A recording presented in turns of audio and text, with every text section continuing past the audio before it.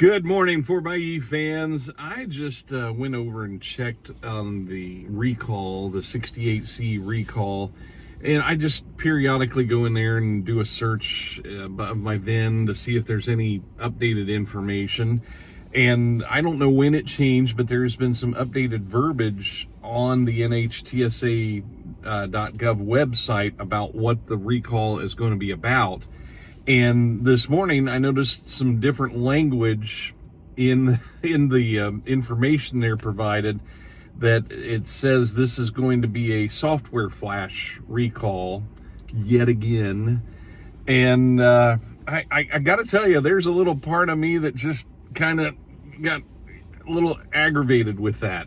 And I'm going to allow my cynical side to be on full display and ask for your permission and acceptance to do that. But I'm a little troubled by the fact that we're going to look at another software flash for this issue with these batteries. And now, I know there are people way smarter than me working on this issue. I know there are people that are way more educated on the whole thing. I'm going to completely confess, I could not tell you one thing about the design of this battery and the architecture of it, and I'm not a software person. That's not what I do. I completely admitting my ignorance in this realm. But I just imagine there was a meeting where the guy leading the meeting was like, all right, team, we lost the last couple of games, but we'll get them next time. And then went forward with this software update on this newest recall. And I appreciate somebody, pushing forward. I appreciate somebody who gets back up when they've fallen down. I do. I really appreciate that. And I do appreciate the hard work of the people at Jeep that are working on this issue. But there's just part of me that is really surprised that we're going to try another software update. There's just that part of me that is just like, yeah, I can see winter of 2026 parking outside and not charging again. There's a part of me that is just disappointed. If a software update was going to catch it, why didn't we get it before? And this isn't like an iPhone, this isn't like an app, an iOS, watchOS update.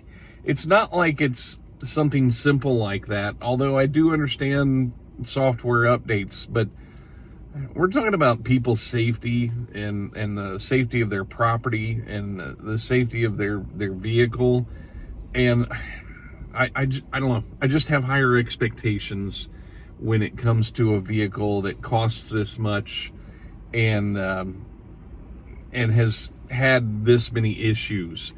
And if you followed this channel for any amount of time, there are some of us that have just had a lot of issues, and the vehicle has been in the shop a lot, and we're going through multiple recalls a lot. And I went into this knowing this was a first-gen vehicle, knowing that there could be issues, but I also went into it expecting more of Jeep. And I can understand, and like I've said in previous videos, I think Jeep has engineered an amazing piece of equipment. I think they have done a fantastic job.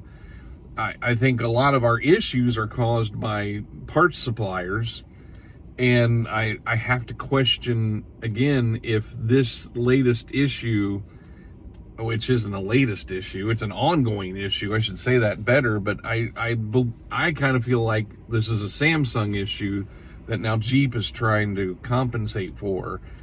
But I don't know that. That's my opinion. I will express that as my opinion, not as anything that I know and understand, but I feel like Jeep has done a fantastic job on this vehicle, and the parts are what are causing all the issues. And I think that goes for the battery as well, but I will try to remain optimistic. I will try to curtail my cynicism in all of this, and hopefully we see some real good results. And and we see this recall become another blip on the radar in our past once this all comes and goes. But for now, running that gas engine, parking out in the driveway and not charging it. And I'm rooting for you, Jeep. That's what I'm saying. That's what I'm getting at here. I'm rooting that this resolves it and we're finally done with that. But I will say the extended warranty, unlimited years, unlimited miles on the battery, by the wording of that, it kind of looks like that's only going to apply to those who have an issue with the battery related to this. I'm not sure how to work that out, and I've reached out to somebody that I know at Jeep to try to see if we can get some definition on that. So if we can get some clarity on what that means, are we all going to just get issued an unlimited warranty, or is it just those who maybe have an issue during this recall? I feel that the very least Jeep could do is anybody who has a 4xe on the road at this point gets that unlimited warranty, period. I feel like that is the right thing for Jeep to do, and not make it conditional on a recall, or not make it conditional on something happening. We see what's going on, and we see that there are no 4xEs going down the assembly line in Detroit or Toledo right now. So that's like, we see what's happening, and so we kind of feel like we all deserve that, and I hope that's what happens down the road. We'll see, but just wanted to share that information about the update on the recall. That at least I mean that's what the NHTSA website says this morning, and I don't know when that changed, but that's not what it said before, that it will indeed be another software flash. So we're all in this together. Thanks for watching. Take care.